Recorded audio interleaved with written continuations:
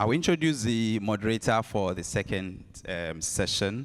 Our moderator for the public lecture, it's a full professor of surgery with a pediatric specialty.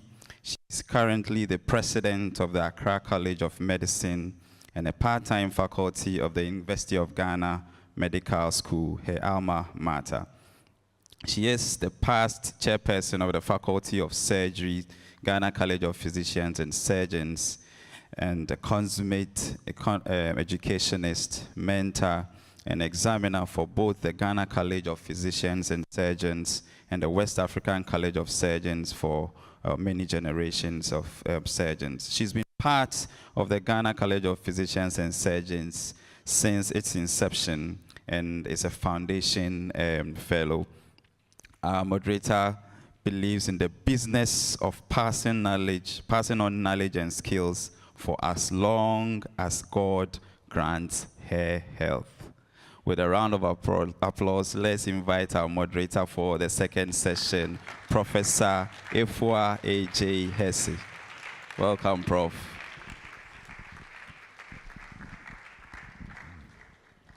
Thank you. Thank you very much for that very kind summary. Good afternoon. Nana Chairman, if I may, and it's nice seeing you after so many years when we served together on the Medical and Dental Council.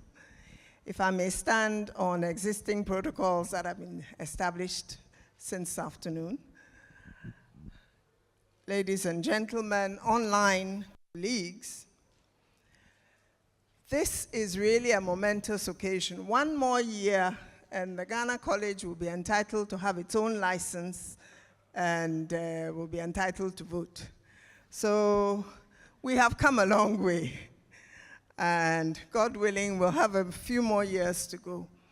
Now, just as I was coming in, there was, I posted the flyer about this lecture, and one of the comments that was raised was there no postgraduate education before the Ghana College? So I had to engage in a bit of to and fro, and I'm sure Professor Adanu will take that up as he comes to tell us about the strides that we have made going forward in training in Ghana, made in Ghana training for postgraduate education, medical education. And it is such an important achievement, and I'm sure he will go into the details of that. Having been involved then, having been involved now, the difference it has made, having our own college, cannot be understated. And the strides that we are moving in, as the minister mentioned, one of the things that has been a bother to the progress of training more specialists for the country is the time it takes before doctors can actually start in the training. And thank goodness the college, through its persistence, has been able to get the Ministry of Health to agree to reduce that to virtually just 1 year, or even in some other cases, which I'm sure he will talk about, to no delays at all. And I believe that's a very good step. So it is very important for us to then move on to the next stage, which is decentralizing the training. And I'm sure he has ideas which the present council will also push to achieve, and the various faculties will also support, so that we try and make something for Ghana that is special to us, but at the same time keep up the standards of excellence that our training is known for. And I believe that that will be all part of what we're going to hear. So on that note, Mr. Chairman, I'd like to introduce the speaker for the 20th anniversary public lecture in the person of Professor Richard M.K. Adanu. He's been the rector of the Ghana College of Physicians and Surgeons since February 2021. He is a specialist obstetrician gynecologist and a women's reproductive health epidemiologist. In addition to being a fellow of the Ghana College of Physicians and Surgeons, like most of us, he's also a fellow of the West African College of Surgeons and an honorary fellow of the American College of Obstetricians and Gynecologists. He graduated from the University of Ghana Medical School and completed his postgraduate training in obstetrics and gynecology at the Kolebu Teaching Hospital. And he later obtained a Master in Public Health, MPH degree from the Johns Hopkins Bloomberg School of Public Health as a Gates Scholar, and was admitted into the Delta Omega Public Health Honor Society, very prestigious. He has extensive experience in the fields of maternal mortality and morbidity reduction, contraceptive use by women, and cervical cancer screening.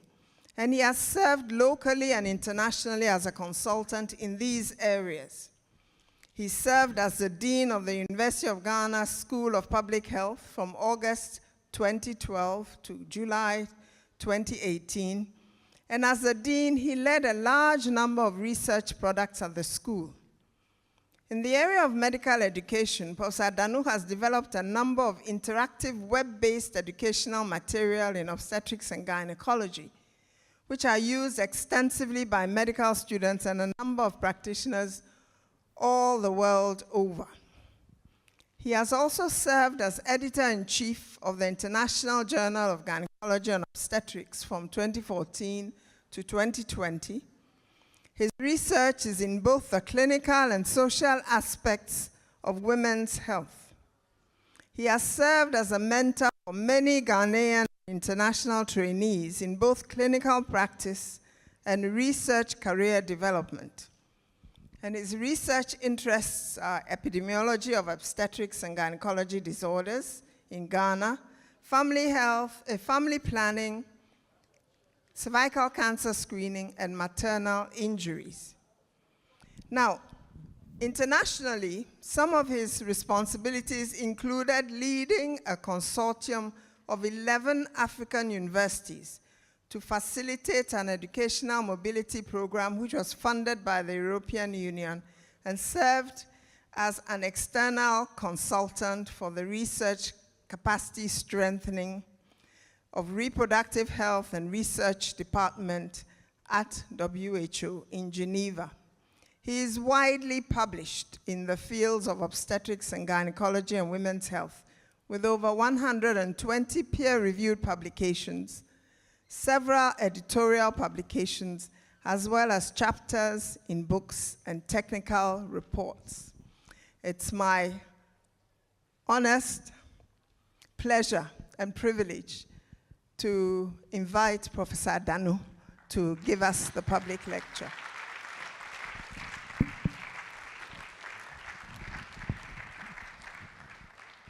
Thanks.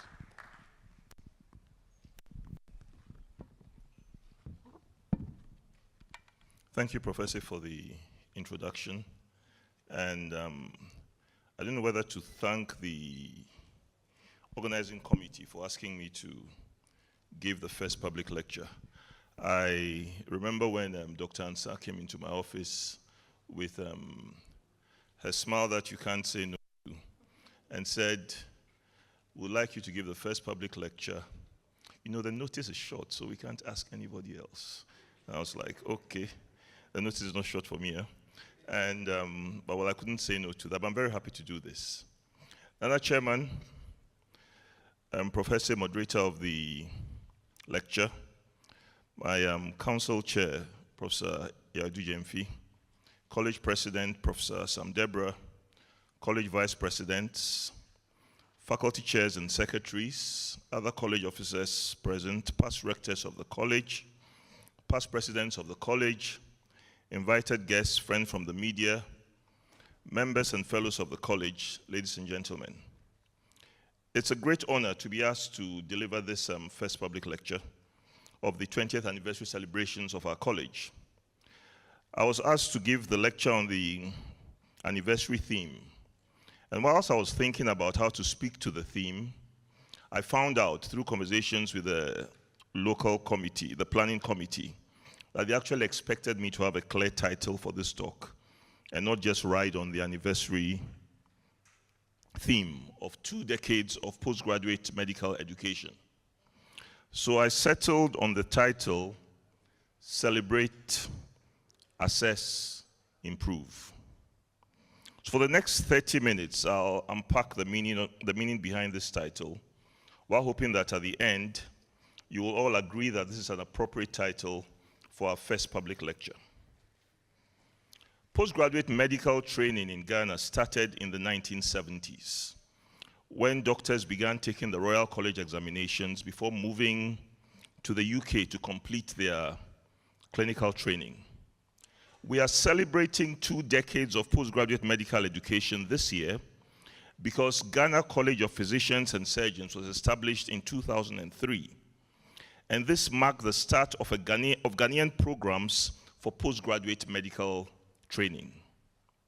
My personal connection with this history is from the fact that I completed my postgraduate training in obstetrics and gynecology 2 years before the establishment of our college. This enabled me to make the cut as Foundation Fellow of Obstetrics, of the Faculty of Obstetrics and Gynecology. If I'd started a bit later, I wouldn't have been a Foundation Fellow, so I was one of those who just got in. So I'll give you my perspective of this history and the importance of the establishment of the Ghana College of Physicians and Surgeons by rewinding to my days in medical school. At this time, the only programs being run in the country were those of the West African colleges. And we, the medical students of that time, we quickly noticed that the progression of doctors enrolled in the program in Kolebu was extremely slow. This observation led many of my mates to decide that they would not pursue postgraduate training in Ghana. However, one program that appeared to be doing relatively well was a program in obstetrics and gynecology, which had support from the Carnegie Corporation of New York. This funding allowed a collaboration among 3 groups of trainers: Ghanaian trainers, trainers from the Royal College of Obstetrics and Gynecology of the UK, and trainers from the American College of Obstetrics and Gynecology. The collaboration resulted in a structured program with planned update and revision courses for the residents, with the resultant good results in the West African College examinations. The slow progress of residents in the West African College programs was noticed not only by we, the 2 known medical students of that time, but also by policy makers and managers at the Ministry of Health. The establishment of Ghana College of Physicians and Surgeons was the result of the response of the Ministry of Health to the slow rate of turnout of specialists and the development of structured programs by the Ghana College with scheduled updates and revision courses might have been adopted from the Carnegie Corporation supported training in obstetrics and gynecology.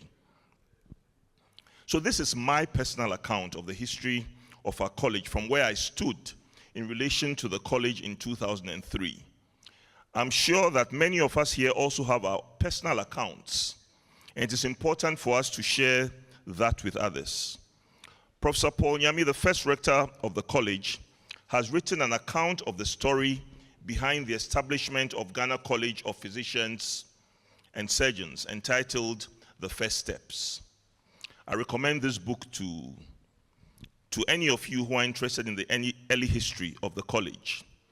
And to those who might say they are not interested in history, I would make a quote from my favorite reggae group, a British reggae group, Still Pauls. They made very good music. I recommend them to go to YouTube and listen to Still Pauls. And you know the kind of things that I listen to. Still Paul said that a people without knowledge of their history is like a tree without roots. That's in the album Tribute to the Martyrs. So that kind of things I listen to. So if you are not interested in history, remember that you'll be like a tree without roots. So I recommend this book strongly. Now, even though the substance of this book is weighty and extremely serious, I assure you that it is light reading. And this light reading is made even more exciting if you imagine Professor Nyami's voice reading the book to you. The writing style definitely comes across like him speaking, with the unmistakable matter-of-fact way that I've known him to always speak since I first met him as a medical student. He says the matter and that is it. Whether you like it or not, that is what it is. So as we celebrate 20 years of postgraduate medical education by Ghana College of Physicians and Surgeons, it is necessary to have a program of anniversary activities, and we have that outlined in our brochure by the planning committee. It's also important for us to ask, what should our mindset be as we approach the anniversary? The main thrust of this lecture is to address the mindset of the college in this anniversary year. I'll approach this lecture in a roundabout way, first by explaining the thinking behind the title and give you the conclusion of the lecture before elaborating further. So even though we are talking neither psychology nor philosophy over here, I'll start with a system of classifying people. Now, the classification system that I'm going to put forward occurred to me as I was putting this lecture together. And it is not one that I have read about anywhere. So I'll therefore start off by warning you that this is an unvalidated classification. And if you want to use this unvalidated classification anywhere after this lecture, then you must be very alert to make sure that you follow my train of thought and agree with it as being useful. However, I would like to also warn you that there are a few times when I fail to follow my own train of thought. I'm hoping strongly that this is not one of those convoluted thought trains, so that you'll end up being happy with my classification. So here we go. There are many ways of classifying people, but today I want to classify us into 3 different groups: celebrators, assessors, and improvers. First, celebrators. Celebrators are those people who are always quick to see gains or the good things that have been achieved and will quickly call for us to have a party. These celebrators party as if there is nothing to worry about. And they sometimes even refuse to recognize the presence of anything that is likely to dampen the party mood. You see some of these celebrators when we get to the time of political campaigns, as we are in now, where it's only the good things that we see. But this is not a political talk either. However, while this party is going on, there's a second group of people who cannot fully enjoy the party. These people might even question whether there should be a party going on. These are the ones that I call the assessors. Assessors are people who spend most of their time reviewing the situation at hand. Most of the times, the result of their review is that they identify the things that are not working well. They can come up with a comprehensive list of reasons why we must not be having a party. But most often, they are not very quick to clearly spell out what should be done to get everything working well. These are the assessors. There's a third group of people at the party who also cannot fully enjoy the party, and these are the improvers. You see, the improvers do not question the legitimacy of the party. They agree there should be a party, but they quickly see how the party could be made to be even more enjoyable. Improvers see the situation, recognize where we have reached, and quickly spell out in detail what can be done to make the situation even better. However, in most cases, these improvers have not done a very detailed assessment of the situation. What they are very good at is a rapid review with the aim of making the situation better than it currently is. So the question is, are you a celebrator, an assessor, or an improver? As I put this lecture together, I identified my default mode. And I'm sure that those who work closely with me will correctly place me in one of these groups. And another question is, which of these is the best class to be in? I'd like to suggest to you that none of these groups is better than the other two. Just like we know that there's no one temperament that is better than the other, in the same way, we need a very good blend of celebrator, assessor, and improver in us in order to be most effective. We cannot be the best we could be if we are unable to celebrate our victories as if there had never been any failures. However, we need to be able to objectively assess our situation, to identify our shortcomings. To finally hit the jackpot, we should be able to come up with concrete plans to address the shortcomings and also to develop new ways of doing things so that we can get even better, so that we can improve, and then have fresh reasons for another party. Now, how does all this tie in with the 20th anniversary of the Ghana College of Physicians and Surgeons? I'm not just rambling.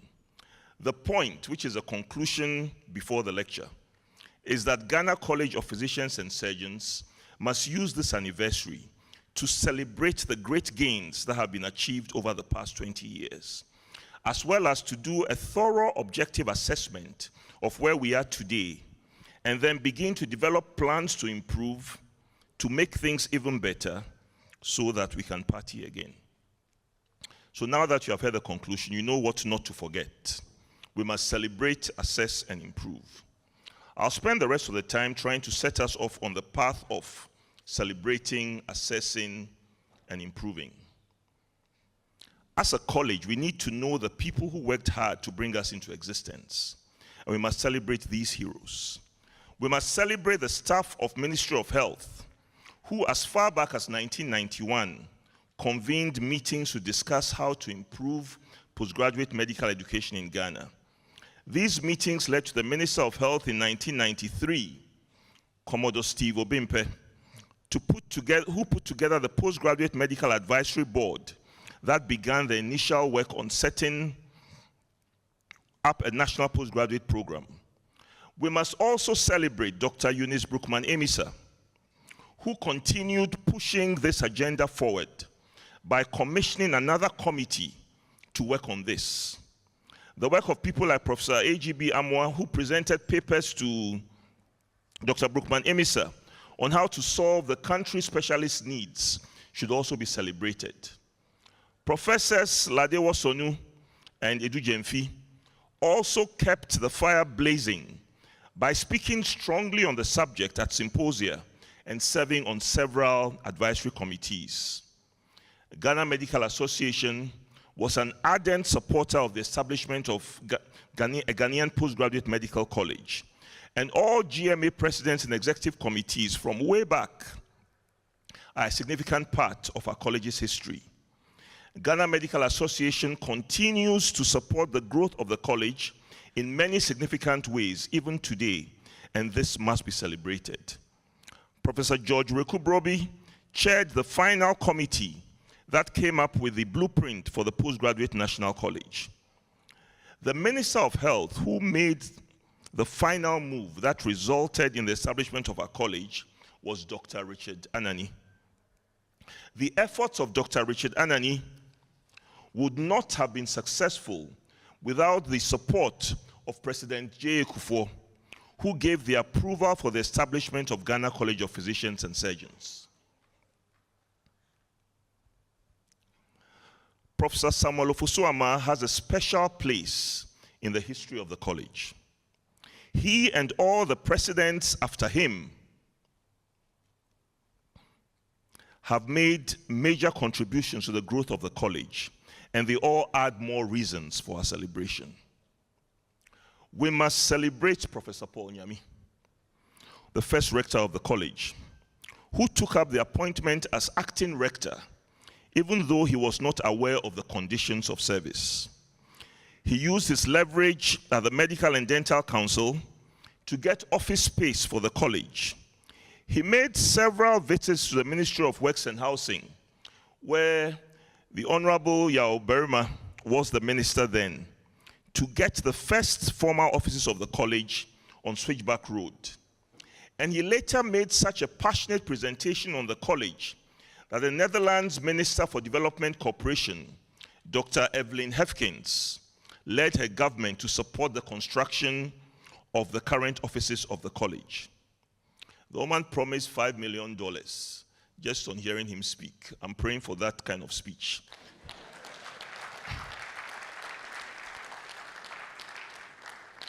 The subsequent rectors of the college, Professors David Oforiaje and Jacob Planjuru, also made significant efforts to build on the foundations that were laid. Our college would not be where it is today without the great efforts of the fellows who serve as trainers, examiners, and resource people on several committees. So, let's applaud these people.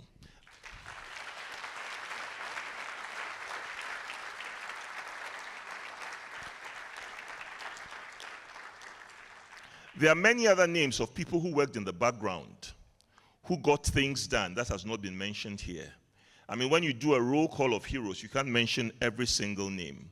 But everybody who contributed to getting our college going is being celebrated today.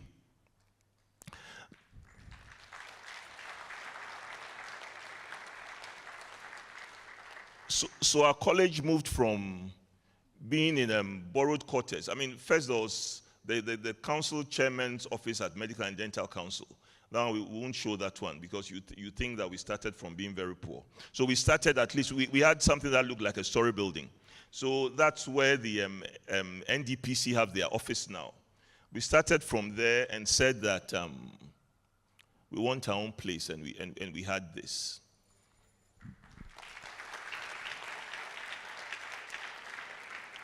So I realize we've been keeping time. So we've got to get more Africans. So I'm going to go off and tell you a story. I read this from the first steps. If you hear this story, you want to read the book more.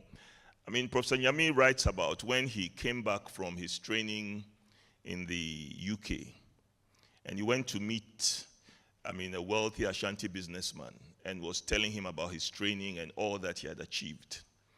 And the man listened to him and said that, I can't remember whether that's the right name, but I said that you've gone and come and you've become like Dr. Taylor, I think, who was a learned lawyer at that time. It's like you have plenty knowledge. And he said that the thing about knowledge, that knowledge is not like property. When you die, you carry your knowledge away with you. That was his understanding, that we can pass on knowledge, but really you carry your knowledge away with you. But then you see, you leave property and people see it. That's why we need this. We need this one. You understand? We need property so that people can, when they pass by and see, 20 years on, I bet you on this street, there's no building like this one. You understand? I mean, you leave something behind that people see. Then when they see that this is what you have, when they're giving you money, they'll give you more than $5 million.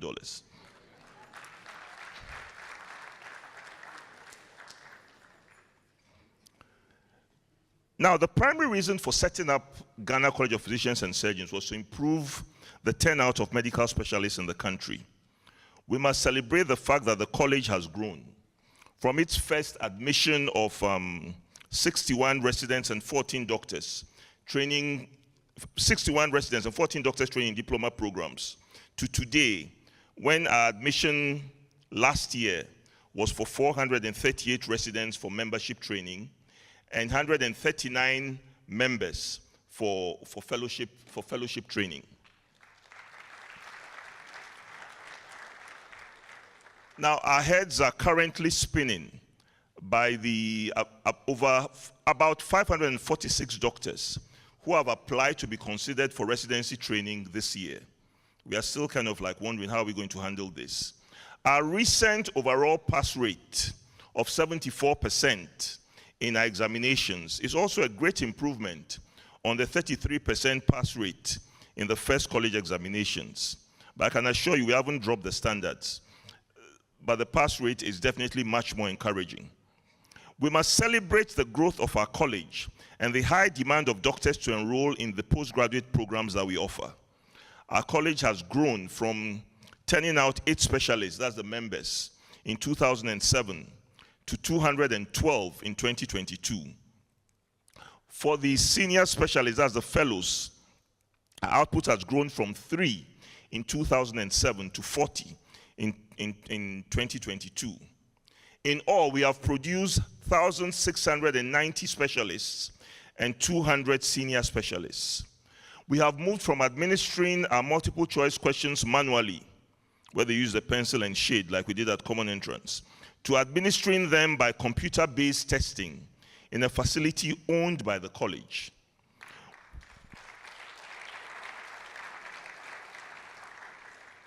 We have also grown from having 11 faculties at the inception of the college to our current number of 16 faculties.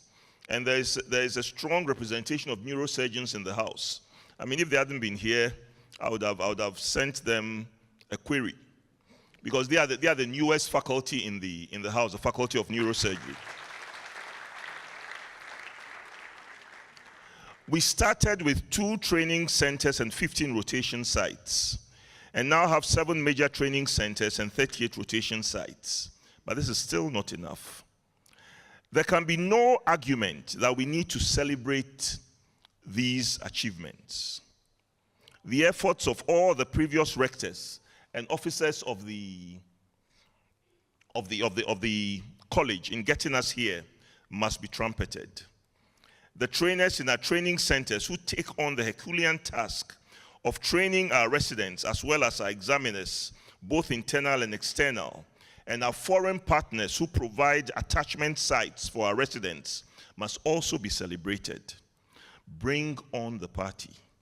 And we must party as if this is the full story. One long celebration, we must do it. I mean, just party. And when you are partying, don't think about anything else. Let's party as if this is it. There's nothing bad around. We party, we get over the hangovers, and then we assess. Then we assess. And as we assess, we'll say that despite the encouraging numbers of specialists that we have produced, we have still not made a major dent in the number of specialists that our population needs. We need to increase the rate at which we produce specialists. The demand for our programs continues to rise, and the rising number of applicants means a rise in the number of people admitted into membership and fellowship training.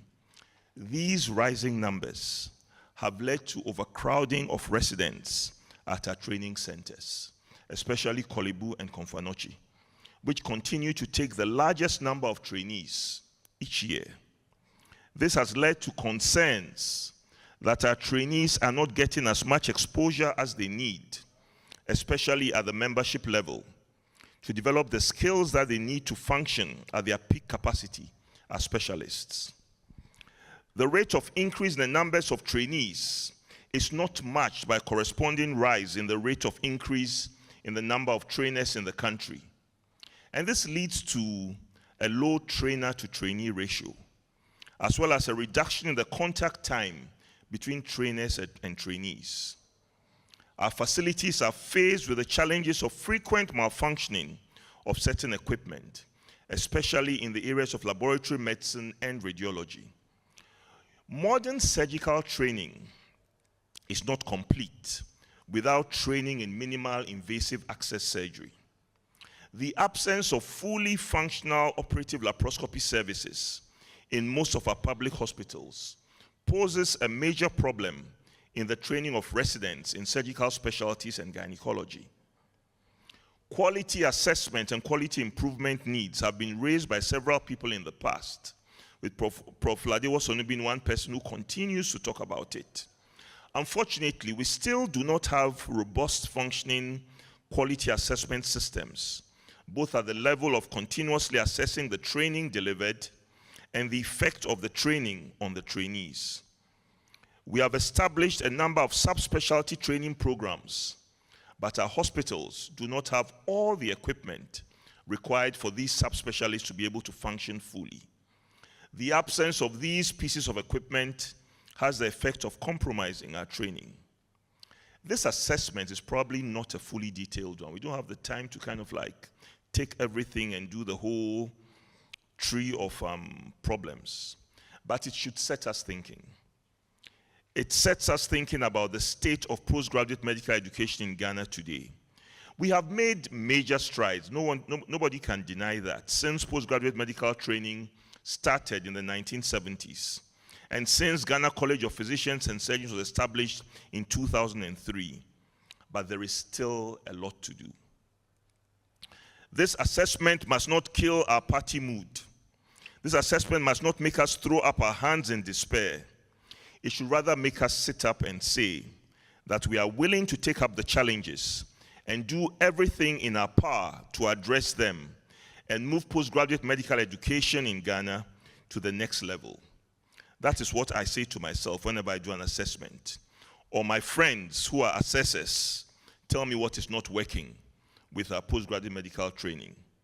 I say to them, I don't do easy. If it was easy, anybody else could do it. I do difficult. I do challenging.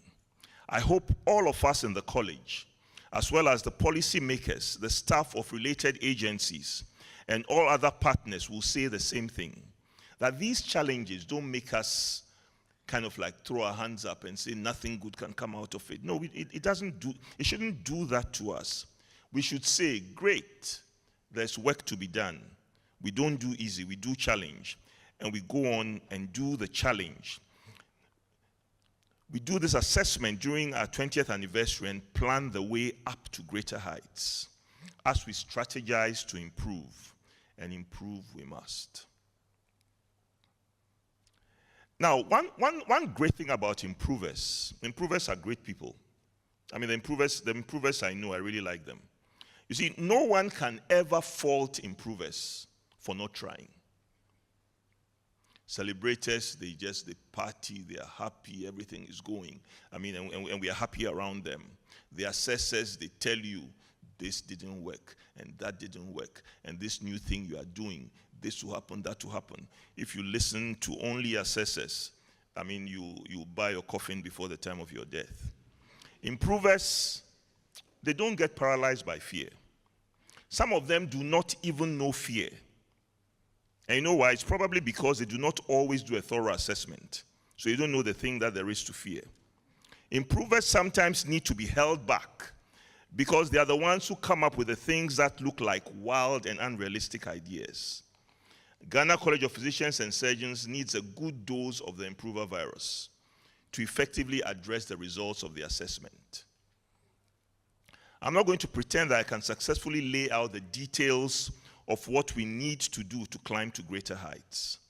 Many of us here might only be able to contribute to the start of the climb, but that should not prevent us from starting.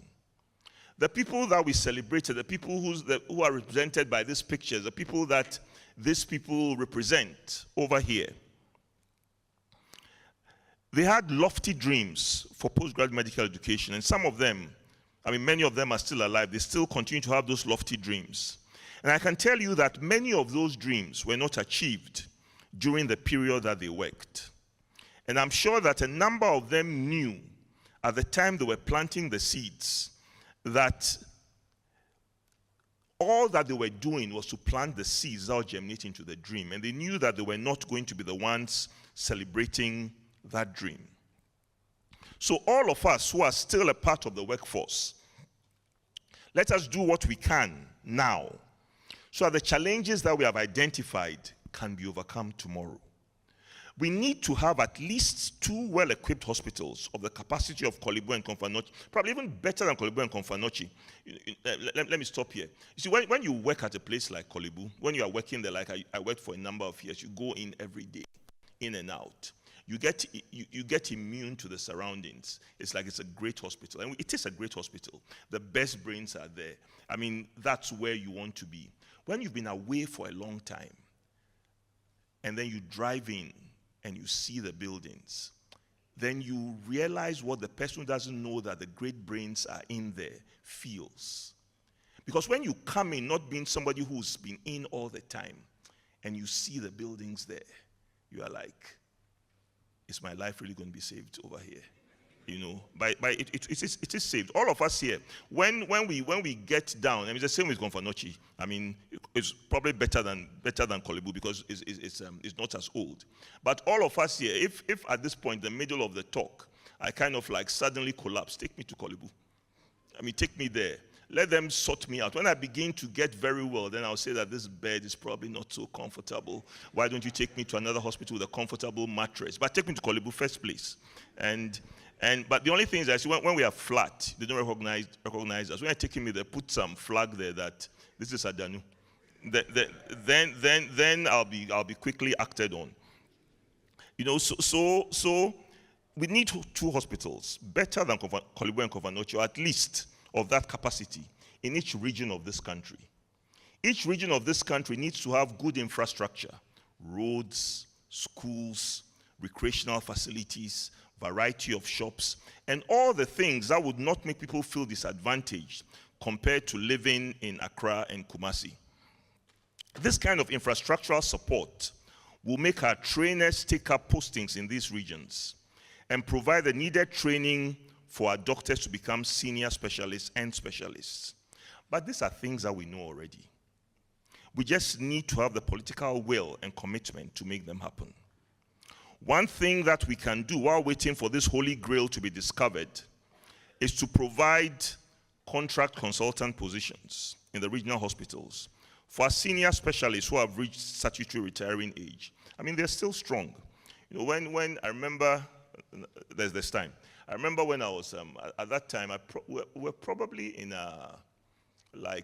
mid-40s. I remember it was at the car park at the administration of the college. So I met Professor J. Mensah. We were within a year of each other in medical school. Then Jay, we were talking, and then we said, Charlie, the time we did school, then people, they go contract, we say, why did they go contract? But Charlie, now with the CSH, as the time they come out, the contract is good, though. You know, we realize that we're growing old now, and it's like, we are not going to turn 60 and say we are going to sleep at home.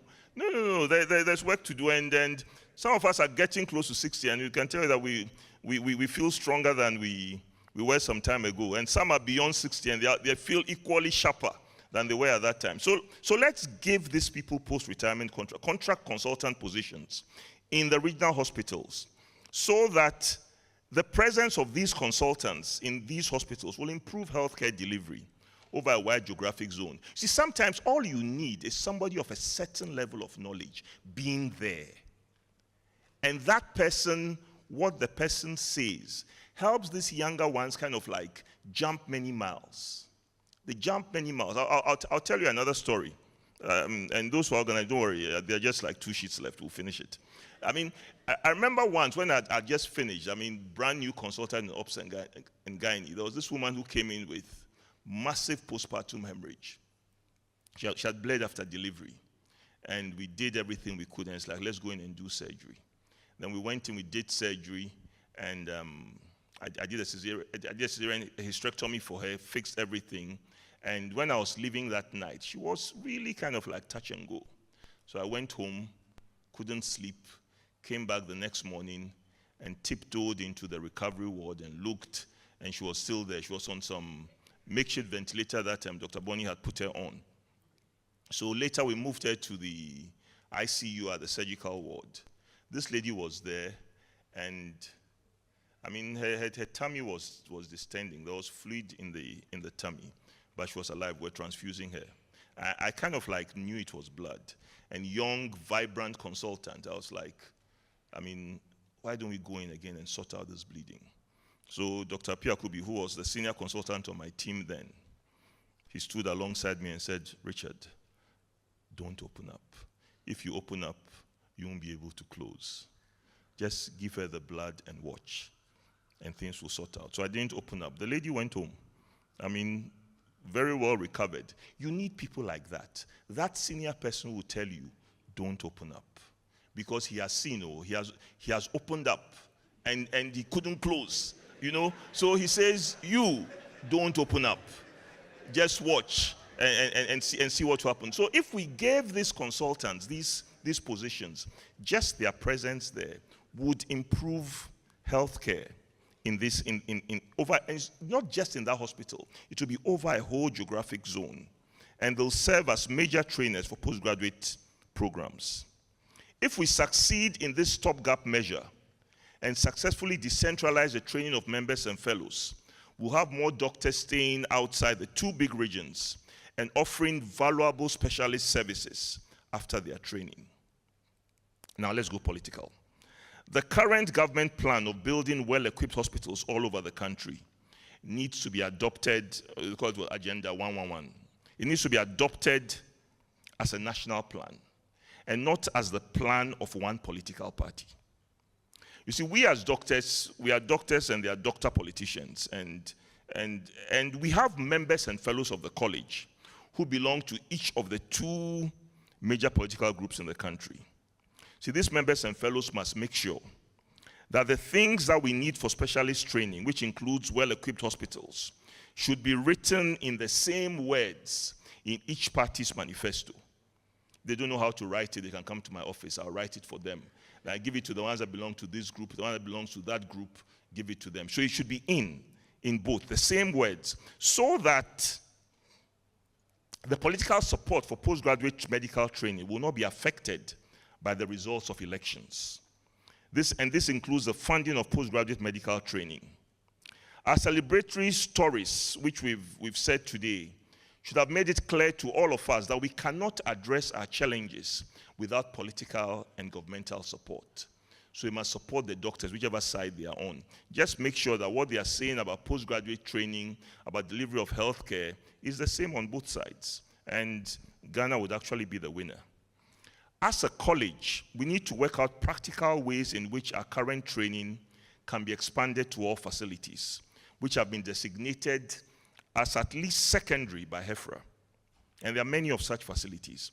And we must not restrict ourselves to public or government-owned facilities, but must also look to explore the private health sector. As we work to decentralize postgraduate medical training so that the challenges of overcrowding in training centers are addressed, we must make the most use of internet technology for training. We must identify the aspects of our training that can be delivered virtually using ICT and use these systems to deliver uniform training that can be accessed by all trainees all over the country. The use of technology for quality assessment and monitoring of training should also be explored. Now, one of the ways in which clinical and surgical skills of doctors can be improved is by using clinical skills and simulation centers. The world has moved from the days when doctors learned procedures by direct practicing on people to today, where a certain level of proficiency is acquired through practice in simulation centers before you begin to work on human subjects. You know, it's not a wild dream to say that our college needs to have 2 large simulation centers, one in the northern sector and one in the southern sector. Now the assessors will be saying, why don't you start with one? Why don't you start with one room? 2 large ones, north and south. Whether you're assessing or not, that's what we are doing. You know, one in the northern sector and one in the southern sector, where each trainee would spend a certain amount of time developing the needed skills. This would help address the challenge of adequate exposure to clinical situations, as well as reduce the number of trainees present in a training center at any point in time. Further thinking will help us identify more ways in which we can improve. But these things that I've said here can serve as thought starters for us. So in summary, the main point of my ramble, please, is that the establishment of Ghana College of Physicians and Surgeons was achieved through the work of many people who must all be celebrated. And many people have also contributed to our continued growth. And we must celebrate the growth that has been achieved. Ghana College of Physicians and Surgeons has made many great achievements in the training of medical and surgical specialists for Ghana.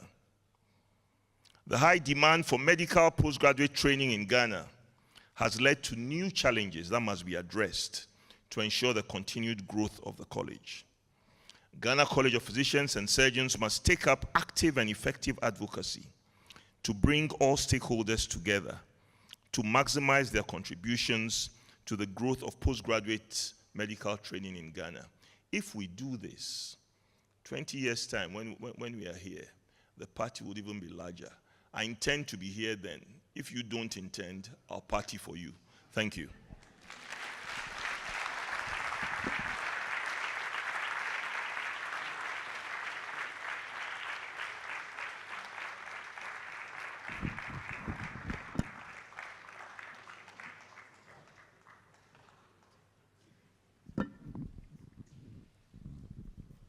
Very well spoken, as usual, Prof. Adanu.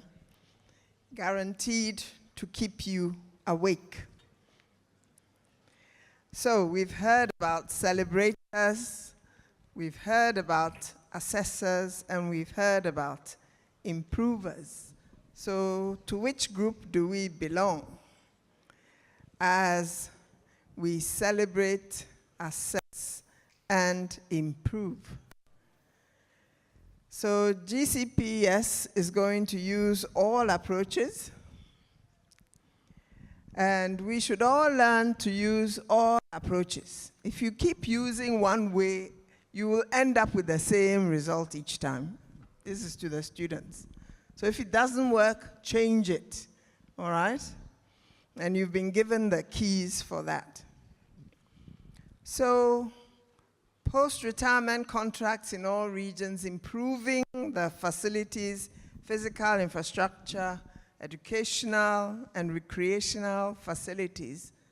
So all our doctors will be happy to go wherever they are with their families because they know they can work and they will not be feeling deprived. So the minister's not here, but I'm sure we will make sure he gets a copy of this. So working with the private sector is crucial. ICT is here to stay and it's not going anywhere. So the more we can make use of it, the better. In fact, I was telling the chairperson of the organizing committee that one of the other reasons why more people are not here is that COVID-19 has set us on a different path. So we've all become comfortable with the online, and we tend to prefer the online to the in-person. But we can work at both. And the clinical skills and simulation centers, I would say we should go for 3. One north, one middle belt, and one along the coast. So the floor is open for questions, comments. And I can see one microphone over there. Is there another one, or are there people who are going to be moving around with the microphones? Please, for the meantime, let's make use of this one microphone for those who would like to make comments or to ask questions or whatever. Do we have any?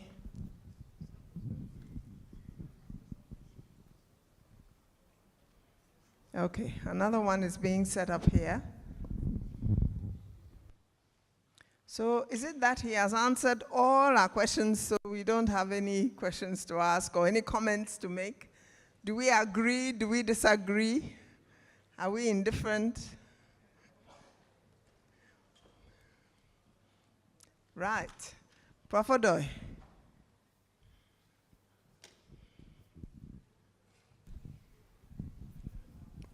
Thank you very much, Mr. Rector.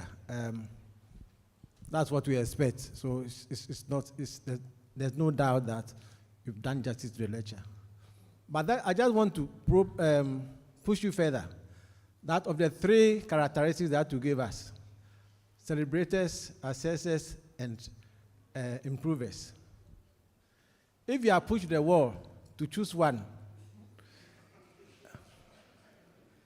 or who one should predominate, let's put it that way, let me modify it that way. Can you advise us from your own perspective? I have the one that I think should predominate, but after such an excellent lecture, I think you can advise the House. Just like God said, I'm putting to you today, what do you call it? Life and death, good and bad. Choose life so that it will be good for you. So you've said before us. Thank you. Right. Any more? Yes, there's a young man over there. One of the students. Yes, great.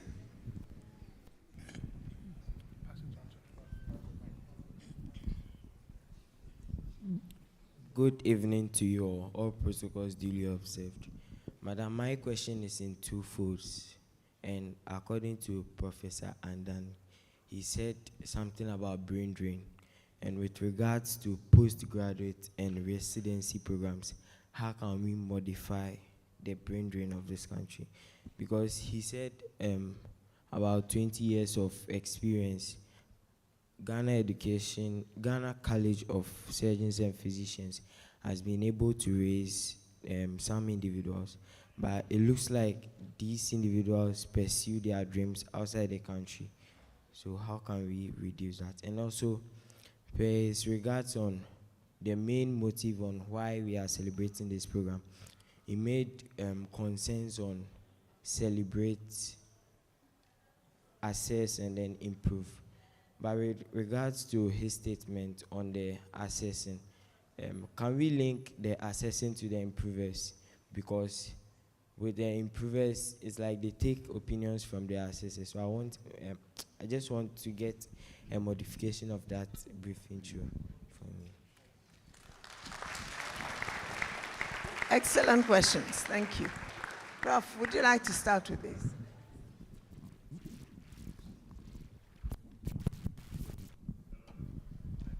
Hello? Right. So I'll take the second question first. The thing about brain drain, I'd like to assure you that majority of the specialists turned out by the Ghana College, and probably like let's say over 90% of them are here in the country and practicing. But brain drain is a problem. I mean, doctors graduating from medical school right now, the UK and the US, especially after COVID, are basically asking people to come over quickly. I mean, they come over, they specialize, they serve over there. So what are we doing to try to reduce that? One of the things is that we are making it, we've got policies approved now that make it possible that a year after a doctor finishes their housemanship, they can start specializing. Let me say in particular areas, there's some 9 areas we've identified that the doctors can go straight into.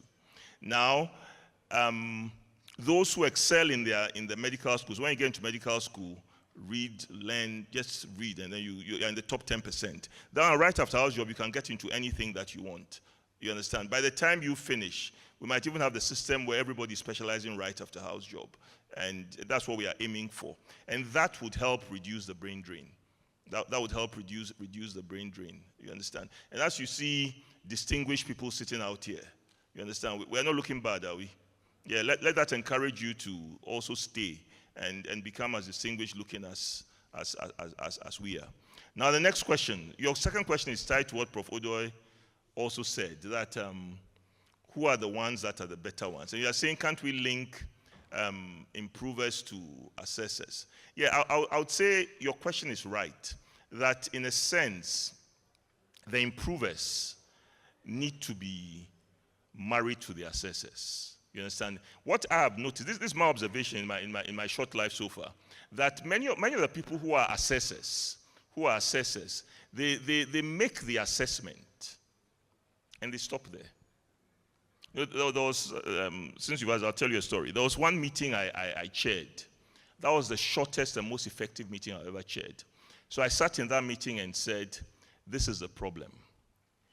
Anybody who's going to say something should not start with they should or they should have. The person should say what he or she would do or what we should do. And I sat there. It was a short, sweet meeting. Because everybody knows what the other person needs to do. But then nobody knows what he or she should be doing. You got it? So many of the people who are pure assessors, they'll tell you what they should do, what they should have done, blah, blah, blah, blah. Then when you ask, so what should we do? It's not my job. You know what I mean? So assessors should be married to improvers. The thing about improvers is improvers are great people. And if we are to choose, let's have improvers. Let's have improvers. The only thing is that improvers, you see, improvers like me, they do a quick scan. They do a quick scan and say that this is how I think it's looking. Oh, we can do this, and let's get on, and they are building. Then as they go halfway, it's like, hey, the thing is not as easy as we thought to. But we don't show it on our faces. We are still going. Henry, you agree that's how I am, isn't it? So we like plenty improvers, but we want improvers who would actually band their work to the work done by assessors. So probably I've answered your question, and I've answered yours also. Thanks.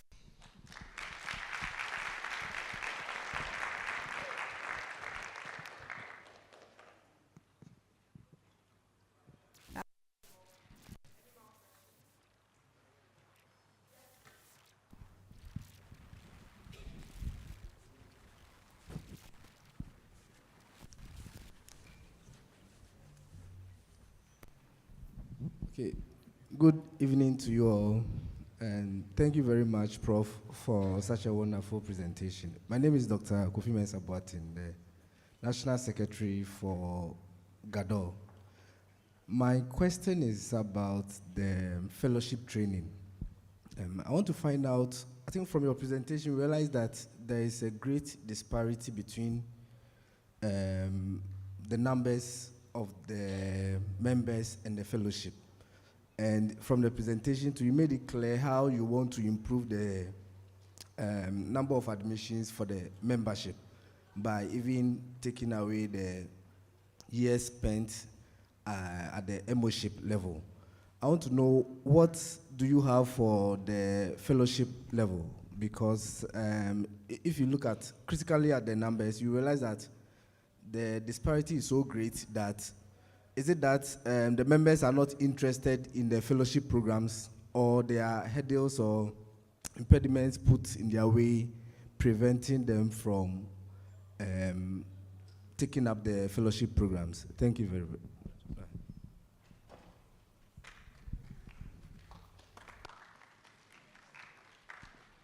All right, so there are things that we are looking at for improving intake into the fellowship program.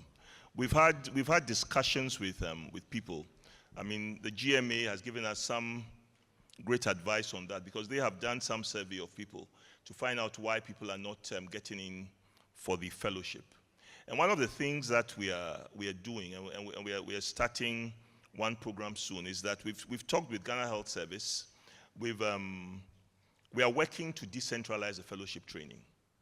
And I'll give a long answer here. One of the things is that, you see, one of the things about our college that we've set up subspecializations, which is a great thing. It's great to have subspecialists. But sometimes subspecialists kind of like trumpet what they are doing so much that people think there's no room for generalists. But I'll go to what's happening in the US and even the UK now. Let's take the US. In the US, they've really subspecialized in my field, which is obstetrics and gynecology, that they realize that very few people are doing general obstetrics and gynecology. They want to do urogynecology, gyne-oncology, all those kind of like fancy names that my mother can't pronounce.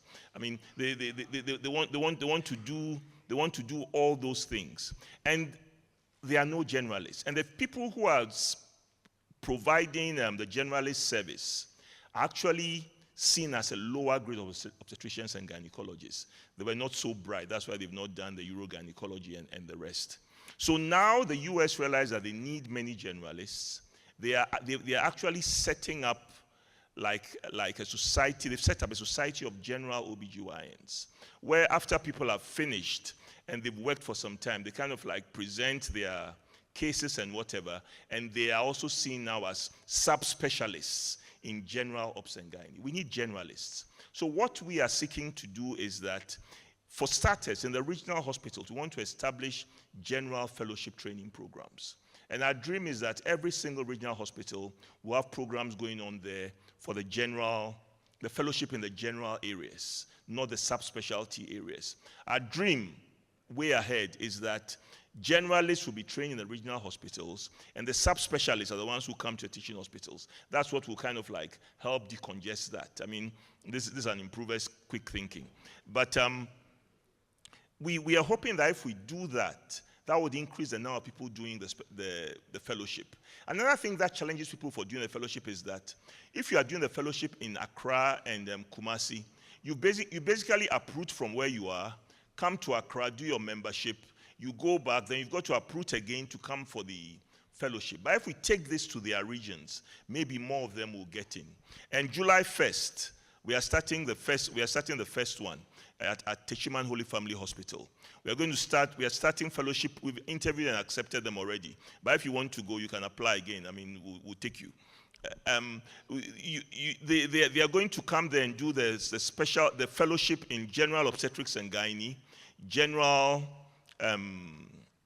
pediatrics, and also general surgery. And we can get more things going there. So we want to get this in many regional hospitals. July 1st starts in Techiman. I mean, the improver and me would assess after over 3 months, and then we'll open 3 more places. Then after a while, I mean, the problems will begin to grow. Then we'll solve them as we go along. Yeah.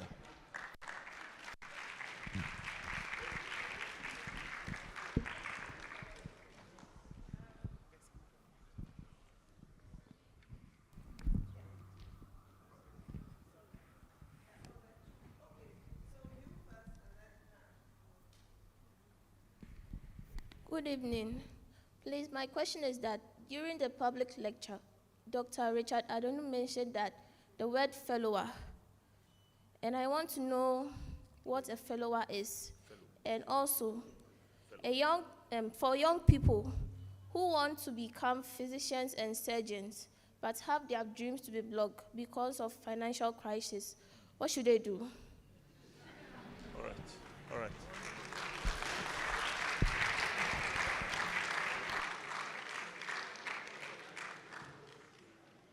Let's do the second one, then we finish.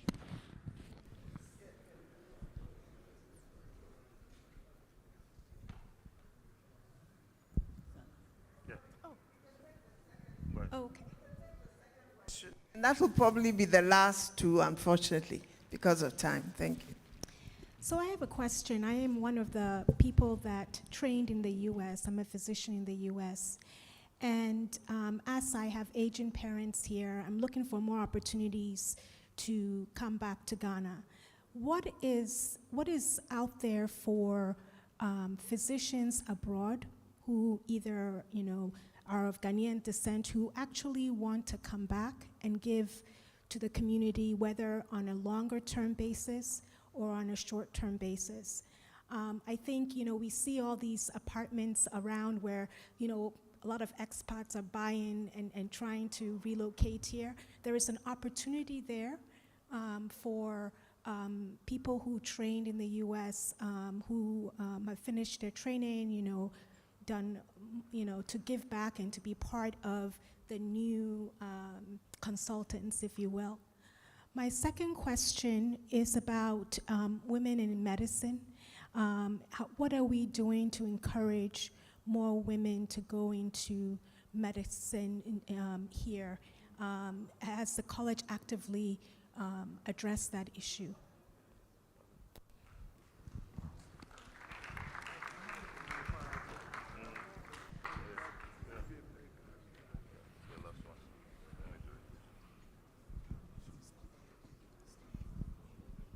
Thank you very much. Please, good evening.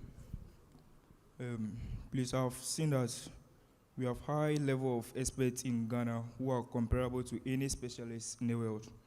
My question is, why do our leaders, especially the political class, fly out of the country to seek medical attention when they are sick?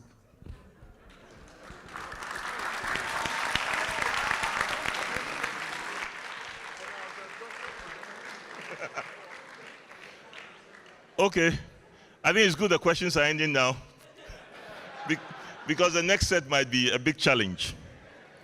So the last question was that we have experts here who are at the comparable to doctors anywhere. Why is it that political leaders fly outside when they have health problems? So I'll ask the next one I meet, and I'll tell you. But the truth, I mean, that's a great question to ask, actually. That we have the facilities here. We have the people here who can provide the kind of care. So our leaders should not be going out. And I wasn't joking when I said that if I collapse here, take me to Kolebu. I wasn't joking about that. I mean, there are people there who can and will get me alive if I went down now. You understand? It's just that sometimes there are roadblocks in our system. Our system has certain bottlenecks that we need to clean out. Then, what I said was fellows. So it's good you've asked this question. Who are fellows? You see, when our postgraduate training program is in different levels. When you come in first, you're trained for 3 years. Then you come out as a basic specialist. And those are people that we call members of the college. Then you can come in for at least 2 more years of advanced specialist training, and then you become a fellow of the college. So when you go to hospital, you should ask, in that room, is it a fellow? If they say it's not a fellow, say that, no, I want to be seen by a fellow. You know what I mean? When you begin to demand that fellows are the ones who see you, people will rush and come and do the training. So all our secondary school students who are here, when someone says he's a specialist, your cousin or your uncle comes and says, now I'm a specialist, ask him, are you a fellow? You know, if he says no, then you're like, please finish up. And because there are fellows in town. There are fellows in town all over here. So if your people are flexing, ask them that question. Are you a fellow? And about those who have financial challenges, I think there are different systems around. I agree.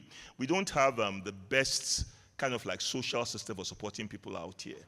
But then there are different groups that support people. We as a college don't offer, scholarships for postgraduate training and all that. But there are systems in our country. There are groups that do that. I think if I'm right, I'm pushing this, but there are even some medical groups like the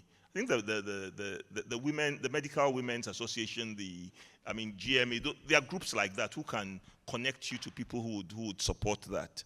So that's for that one. And then doctors who've trained in the US. So I'll start by saying that for doctors who are in the US currently, this I said that not every dream that you start it, and it's not every dream that happens, but the dream is still on. And today I'm on Prof. Nyami's case. This is my chance to kind of like talk about my teacher, and he's not going to deal with me. He might deal with me afterwards. You see, there is this Ghana Physicians and Surgeons Foundation of North America, who are also celebrating they're celebrating 20 years. You know why they're celebrating 20 years now? Because that association, the formation of it, was actually initiated by Professor Paul Nyami at the time that this college was going on. That's why we are 2020, and here their name is also physicians, surgeons. So I go to their meetings and tell them that one of the primary reasons why they were formed was so that those doctors in the US can support training out here.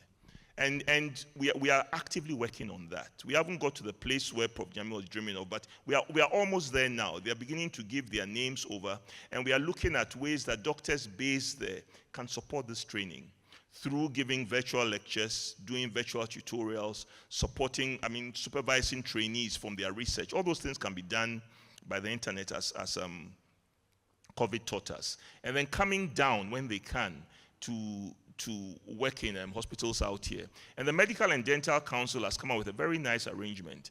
If a doctor from the US or the UK, Ghanaian or even non-Ghanaian, is coming down and is going to be doing training, all the person needs is a letter from me. My signature works these days, oh. It's like a letter signed by me saying that this person is coming as a trainer. And they get that person a full registration. They get a person because the registrar's point is that if you have vetted it and the person is going to be a trainer, we give a full registration. He comes and is able to train. And many people are beginning to benefit from that. And if they do this through the Ghana physicians, actually, even if they do it through us, they actually get a 50% rebate on the registration and whatever. So the different bodies are working together to make it possible. If a doctor from the US has relocated here, I talked about the need for us to have public-private partnership. You want to set up high-level facility, well, get into the private sector, set it up. Come talk with us. We'll connect you with the faculty chairs. And would like to use your place. I talk about laparoscopy and those kind of things. I mean, we don't have it in our public facilities. If you can set it up and you open the door to our residents, they'll come in there. And once you've got the qualification that we have, hey, come join the faculty. You understand? So the doors are very open. If you're interested, I mean, I won't be in the office tomorrow. Come on Monday. Tomorrow I'm taking a rest. Come on Monday and we'll talk about this. Thank you. About, what's the last one? Oh, ladies in medicine. Ladies in medicine. I think it's much better than people think. You understand? When you look at the ones who are getting the prizes, they are women. The women are getting the prizes in medical school and all that. And there are more women. Actually, I think the last check, there are some deans here, was like about half, if not more than half of the medical school classes, graduating classes, are female. So that is there, and we are encouraging more women to do it. You understand? The whole gender thing. We are pushing that gender agenda, because if we don't push it, Professor will be on our case. I'm not looking at direction, but she's a strong gender person. If we block women, she'll come and deal with me immediately and remind me of all the wrong answers I give in medical school. So we are pushing that. It's the environment promotes women getting into medicine, and at the lower level, at the secondary school level, all our governments, regardless of which party is in power, has been pushing the whole thing about girls in science and science, technology, STEM. I what the T stands for, but it's science, it's technology. Okay, science, technology, and maths, engineering and maths. So I've learned it today. Science, technology, engineering. I keep seeing the STEM. It's like I miss those two. So science, technology, engineering, and maths, and they push it, and it's happening. It's working. So I end by saying that I have 3 daughters and a wife. So I'm a minority in my house, and the first one is what do you call it? She's doing medicine. The second one did engineering, which we don't understand. And the third one, she's finished medicine. The first one, she's a doctor. They'll kill me for this. The second one is an engineer. The third one is in medical school. You know what I mean? So I'm fully covered. I'm fully covered. I mean, thank you.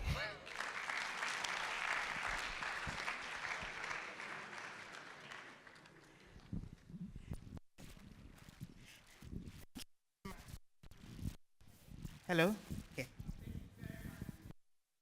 Professor Adanu, Rector of the Ghana College. I don't know whether you feel the same way, but this has been an amazing lecture. Can we all rise up and with a hand of applause, say a big thank you? No, Prof, you are supposed to sit. We are acknowledging you.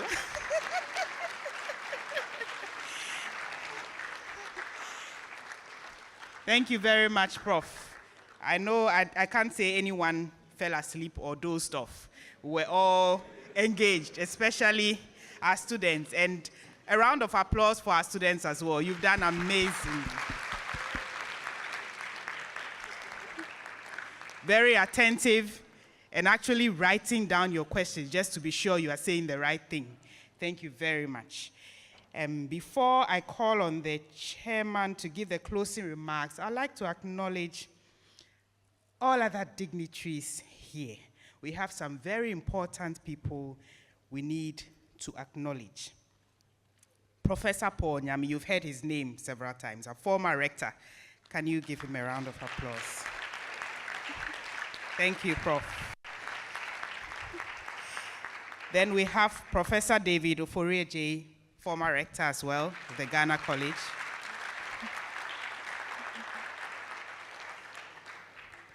We have Professor Anyete Lasse, former president of the college. Dr. John Nkrumah Mills, immediate past president of the college.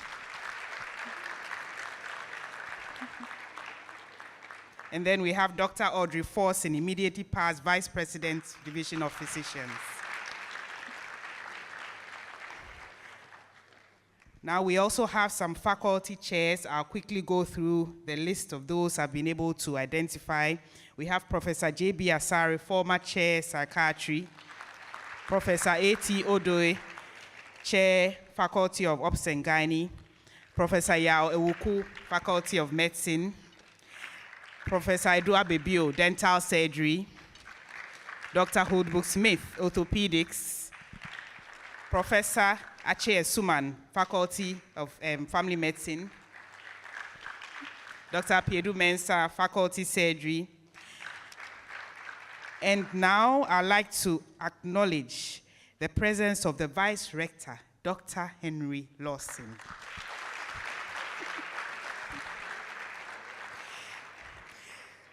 We also have amongst us Reverend Professor Adukwe Hesse, who is the husband of our Professor Ifwa Hesse. We have to also acknowledge that. Thank you very much, Prof. Our faculty secretaries are here, so I'm going to mention my faculty secretary to represent all faculty secretaries here, Dr. Clenam Jeffiteti. She's representing all faculty secretaries who are here.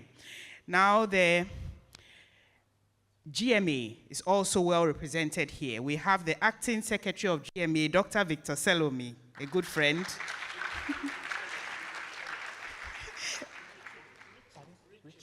Richard Salome, sorry. Okay, Richard, yes. Prof made me aware that, yes, their names, namesake, Richard. And then Dr. Justice Youngson, I think he's probably stepped out.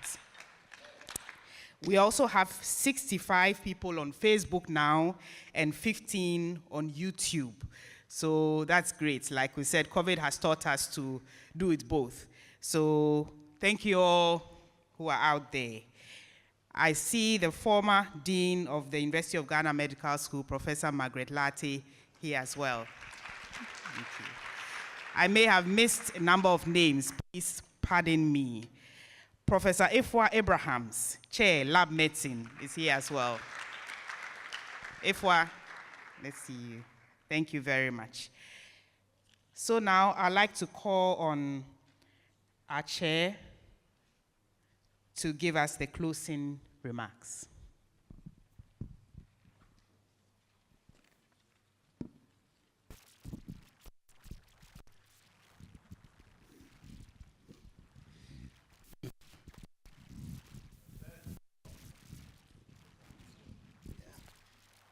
First of all, I would like to echo what you said about the excellent lecture presented by Professor Adanu. So once more, let us applaud him.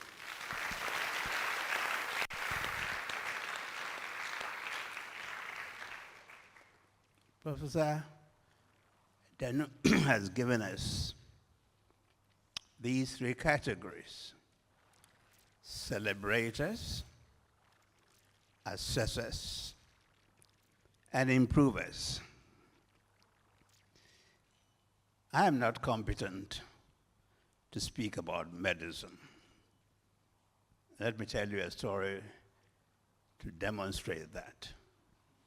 Many years ago, a government delegation went to Washington to negotiate a project with the World Bank.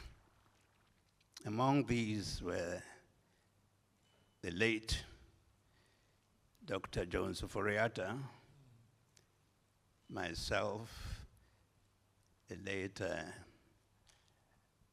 governor of the Bank of Ghana, whose name escapes me right now. Sorry. And not from Ponce, Alex Ashiabo. Yes, that's right. Yeah, that's right. Now, Jones Oforiatta fell ill, and all of us who were not doctors just concluded that he had malaria.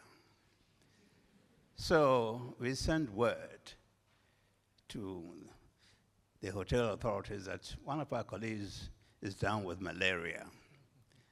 And so a doctor, an American doctor, came, very, very nervous. And of course, they said Dr. Asante is sending this message about Dr. Jones Oforiatta. So when he saw me, he said, "Doctor, is it malaria of the Vietnamese strain?" And then realized that I said, "Of course, we have the Ghanaian strain, you know."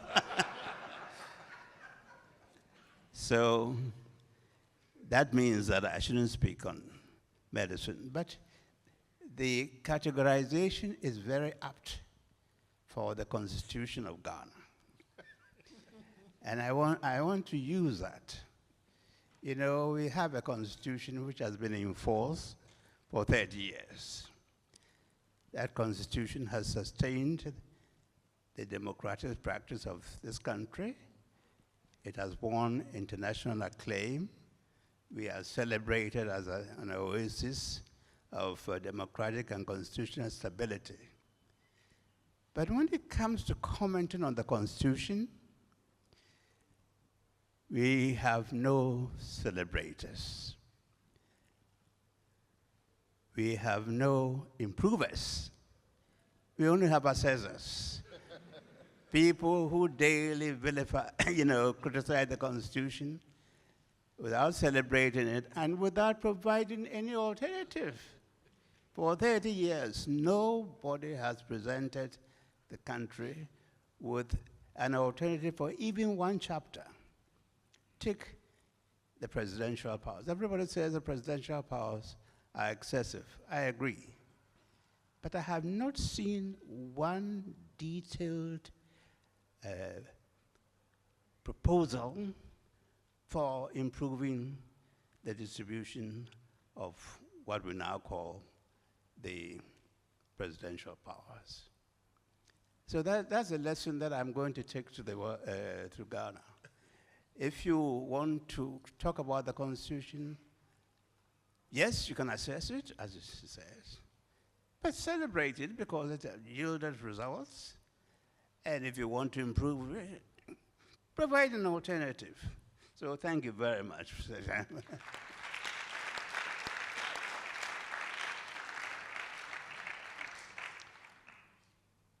With that, I would like to thank Professor Fuahese. We were colleagues years ago, as she said, in the Ghana Medical and Dental Council. I know Professor Reverend Hesse from Achimota circles. There are many people here that I've known. Oh, yes, I'm now allowed to say that Dr. Edugyanfi, when I was a tutor at Legon Hall, was a student.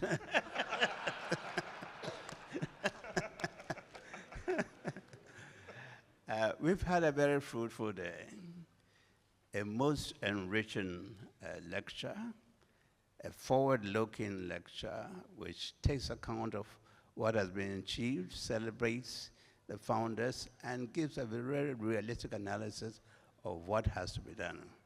So, we thank you for all your questions, and Professor Hesse, we thank you for moderating. You are not only a moderator, I know you are the head of another medical school. So thank all of you for participating. Thank you very much.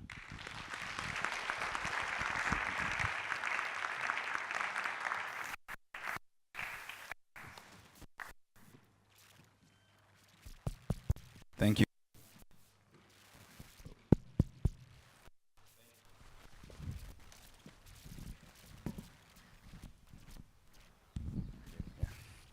Thank you very much to our distinguished chair. So that was an excellent lecture again. Celebrators, assessors, and improvers. I think we've hyped the assessors and the improvers, but the celebrators are also necessary sometimes.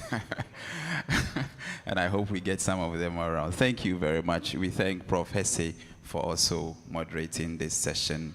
for us. To give the vote of thanks, I'll call on a colleague, a fellow resident.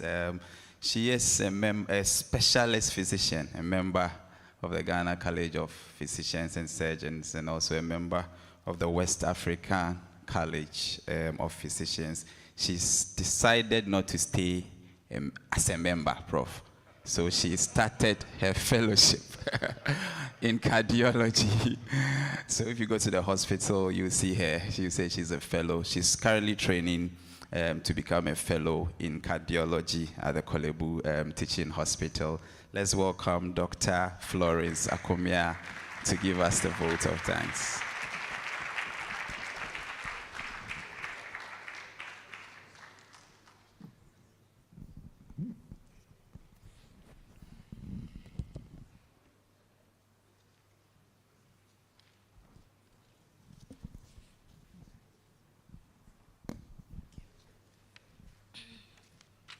Good evening, all. It is an honor to deliver this vote of thanks at this August gathering, and I'll proceed standing on all protocol earlier established. I also acknowledge our online audience. So together we have launched the 20th anniversary of the Ghana College of Physicians and Surgeons, celebrating Made in Ghana postgraduate medical training as put by Professor Hesse. I would like to thank the chairman of the ceremony, Professor Nana S.K. Asante, and the guest of honor in absentia, Honorable Minister of Health, Kweku Agyeman-Menu, for honoring our invitation and performing their roles flawlessly. I also will thank the distinguished members of the high table, in no particular order, Professor Samuel Deborah, the president of the college, Professor Yao Edujemfi, chairman of the council, Professor Pius Abenoku, the vice president of the Division of Surgeons, Professor Ifwa Hesse, who has been our moderator for the public lecture, and Dr. Justina Ansa, vice president, Division of Physicians. She's also the chair of the organizing committee for the 20th anniversary. And then Professor Richard Adanu, director of the Ghana College of Physicians and Surgeons, who has just delivered the first public lecture, which he titled Celebrate, Assess, and Improve. And as a member of the organizing committee, I would like to assure him that the short notice was just an excuse. You were our first choice all along. And you would agree with me that he's a seasoned orator. He kept us all engaged. And we leave this lecture situated and fully appreciating the milestones marked by this institution, as well as the terrain yet to be explored. As Prof spoke, I had an earworm of an Akan saying that goes like, tin ton tin, yenom insani refajing. And I think this embodies for me his message to celebrate, assess, and improve simultaneously with a positive outlook. Past rectors, past and present presidents, council members, college officials and faculty who have graced us with your presence, thank you for your continued support and service to the college. We are also grateful to all fellows and members of the college as well as residents who have joined us today. We wish to give special recognition to our invited guests, representatives of sister colleges, Ghana Medical Association, students from senior high schools, and friends from the media. Finally, I would like to acknowledge and thank the members of the organizing committee and subcommittees for all the behind-the-scenes work to bring this ceremony into reality, as well as planning an engaging list of activities to mark the anniversary celebration. Thank you all for making today special and marking it with your presence. Have a good evening. Thank you, Florence. Tin ton tin. That was nice. Thank you very much. I just have one duty here to acknowledge members of the 20th Anniversary Planning Committee. Dr. Justina Ansa, Chair. Dr. Kweku Nyami. Not sure he's here, right. Dr. Kweku Nyami, okay. Then Dr. Jefferson Usu Adai, who just whispered into my ear that he's also a fellow in training. So hopefully, and then Dr. Florence Akumia, who just gave the vote of thanks, and myself. I would like us, please, to acknowledge specially Miss Muniratu Mustafa. Can you kindly rise up and just acknowledge her, please? Muniratu, we appreciate you so much. You have been amazing, really amazing, putting this together. She is a serious backbone of this committee. Thank you all very much. Please have a seat. Okay, I'll hand over to my co-MC, Jefferson. Thank you very much. And thank you to Moni once again. Before I call on Prof to pray for us, if you look at the last page of the brochure, there is a line of activities that are going to take place to mark as part of celebrations for the 20th anniversary. Kindly go through. There will be advertisement of these programs, and let's all endeavor to be part of it. So in June, there will be media engagements. In July, there's going to be a health walk, very important. We're going to need a lot of fellows, members, residents to come around to help to make it very nice. There's going to be a health screening as well. We need residents, we need members, we need fellow to make that a success as well. In August, we'll have our second public lecture. And in August, we'll also have a huge fundraising dinner. I'll urge fellow residents to start saving for that as well. There's going to be an exhibition in October, and then a donation to the Leprosarium. And in November, we'll have a third public lecture. We'll launch our anniversary brochure and a documentary in November as well. And we'll climax it in December with the anniversary AGSM and a Thanksgiving service. Let's mark them in our calendars and make time for them when the time comes. To give us the closing prayer, we're going to call on once again on Professor Isuman, a reverend professor, a reverend of the Assemblies of God Church, to pray for us as we end the celebration.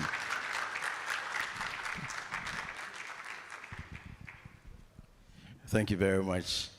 It's been a good day, and we have a lot to thank God for. Shall we please be upstanding as we take our closing prayer?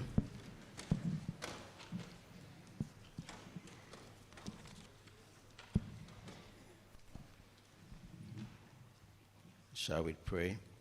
The God of heaven himself will prosper us. Therefore, we, his servants, will arise and build. That's Nehemiah chapter 2, verse 20a. So once again, with our hearts joined together, we give you thanks, our Heavenly Father, for a successful launch of our anniversary. Ebenezer, thus far have you brought us. We thank you for the role each and every stakeholder has played in building this college. Our governments, college council, academic board, college administration and staff, our fellows, members, residents in training, our partners and collaborators, both local and external. We pray, Heavenly Father, that you infuse us with renewed energy, oneness and focus to arise and build this college. Over the next decade, make this college a praise in this nation and beyond, and cause us to make a significant positive difference in the health of our people. We are departing from here, but not from your presence. May your presence go with us back to our homes in peace. Grant each and every one a healthy, long life. The Lord bless you and keep you. The Lord make his face shine upon you and be gracious to you. The Lord lift up his countenance upon you and give you peace. Amen. Thank you very much.